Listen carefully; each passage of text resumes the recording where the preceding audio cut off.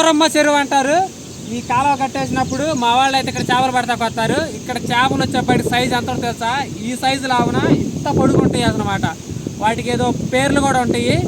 ఆ పేర్లు అయితే నాకు గుర్తొచ్చినప్పుడు చెప్తాను. ఇక్కడ నుంచి ఇది చేపలు పట్టడం అయితే మామూలుగా అయితే కూలి కింద పిలుస్తారు.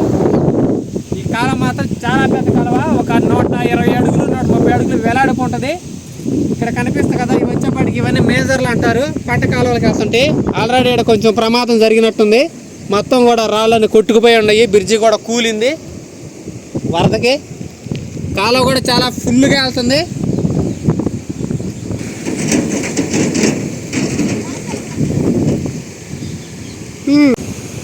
ఇకపోతే ఈ లాగు సీలిక పోతుంది కదా, ఎత్తుపాత చూస్తుంటారు కదా, ఆ ఎత్తుపాతలోకి ఇది కూడా ఒక సీలిక అనమాట. ఈ వాటర్ వెళ్ళి దాంట్లో పడటం వల్ల ఎత్తుపాతలో వాటర్ వస్తాయి.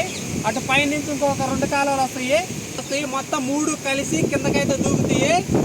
ఈ వాటర్లో కింద ఎత్తున రాతి కొరుకులు అంటారు. చిన్న చిన్న చేపలు చాలా బాగుంటాయి, టేస్టీగా.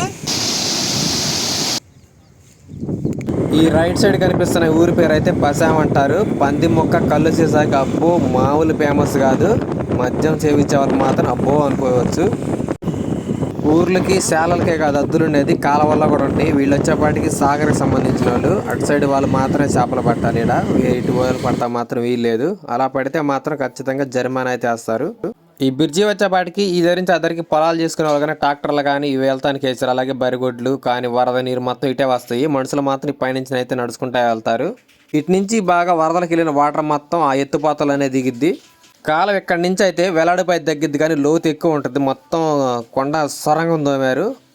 ఇక్కడి నుంచి ఈ కాలువ అయితే ఇక్కడతో ఎండ్ అవుతుంది. దీని పేరు వచ్చేవాడికి దొంగతూ అని అంటారు. ఎందుకంటారంటే ఏదైనా ఇప్పుడు సపోజ్ ఏదైనా కిడ్నాప్లు గట్రా చేసి ఉంటాయి కదా బైకులు కానీ, ఆ బైకులు అనేది పై ఎత్తున అయితే ఈ బ్రిడ్జి లోపలైతే వేసేస్తారు.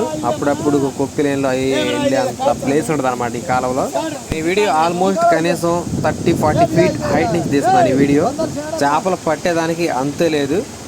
ఇకపోతే వీళ్ళ బాధ ఏందంటారా, ఆ కింద ఉన్న వాళ్ళు చేపలు అయితే పెట్టారంట. 1500 డబ్బులు ఎత్తాను చేపలు తెచ్చిండ్రా అంటే వాళ్ళు మాత్రం రావట్లేదు. వీళ్ళు మాత్రం పైనుండి కేకలు పెడుతూనే ఉన్నారు. కానీ నదుల్లో చేప మాత్రం నిజంగా చాలా టేస్ట్గా ఉంటుంది. ఇప్పుడు నేను వెళ్తున్నా కదా రోడ్డు, ఈ రోడ్డు కింద అయితే ఖచ్చితంగా ఆ కాలువ అయితే ఉంది. ఆ కాలువను స్ట్రైట్గా వచ్చిన తర్వాత ఇక్కడైతే మామూలుగా మనం మెయిన్ రోడ్డుకి అయితే ఎక్కుతాము. ఈ రైట్ సైడ్ వెళ్తే మామూలుగా పెద్ద బ్రిడ్జి కాడికి వెళ్తాం. లెఫ్ట్ వెళ్తేనేమో చర్చి దగ్గరికి అయితే వెళ్తాము, మేరీ మాత గుడి దగ్గరికి. 1-2 రోజులు ఉన్న వాళ్ళకి కూడా రూమ్స్ అయితే దొరుకుతాయి. అలాగే రెస్టారెంట్స్ కూడా ఉంటాయి.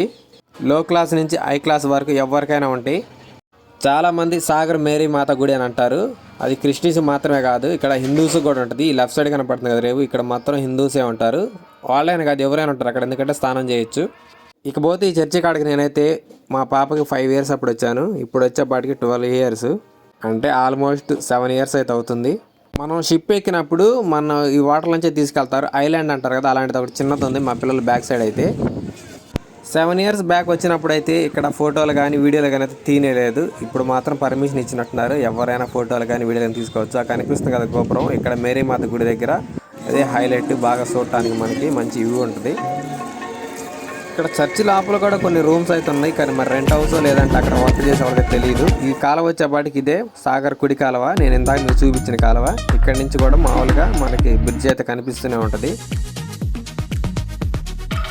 దూరం నుంచి చూస్తే ఏముంది, దగ్గరికి అయితే వెళ్దాం.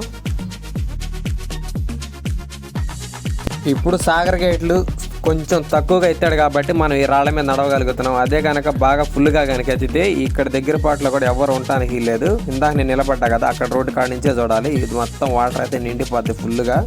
ఇక్కడ ఒక పెద్ద ఆయన వలేస్తున్నాడు కదా, నన్ను కూడా ఒకసారి వేయమని అడిగింది మా ఆవిడ. ఇలాంటి కిస్ట్లో వలేసిరితే చేపలు వస్తాయి, కానీ కాకపోతే ఖచ్చితంగా రాళ్ళు అయితే పట్టుకుంటాయి. అందుకే నేనైతే అడగలేదు. మా బొడ్డోడికి మాత్రం చాలా హ్యాపీగా ఉన్నట్టుంది, తెగ డ్యాన్స్ చేస్తున్నాడు అడిగిన కాడి నుంచి.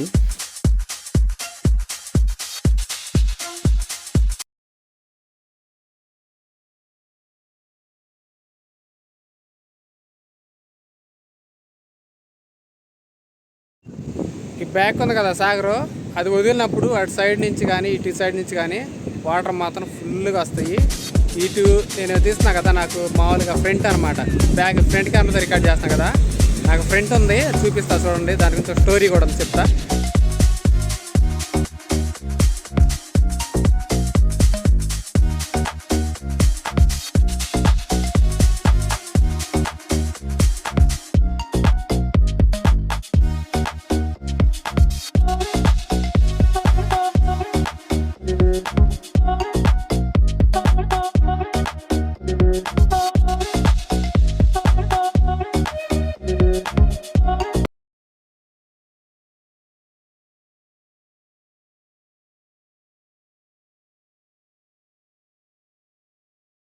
కిష్ట కనపడుతుంది కదా, ఈ కిష్టకి అందులో పడి పైకి వెళ్తే రాక్షసులది కోటలు ఉన్నాయంట.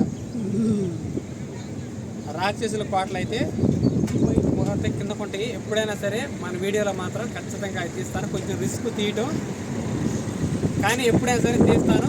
మన ఛానల్ మాత్రం సబ్స్క్రైబ్ చేసుకోండి, కుదిరితే లైక్ చేయండి. Thank you.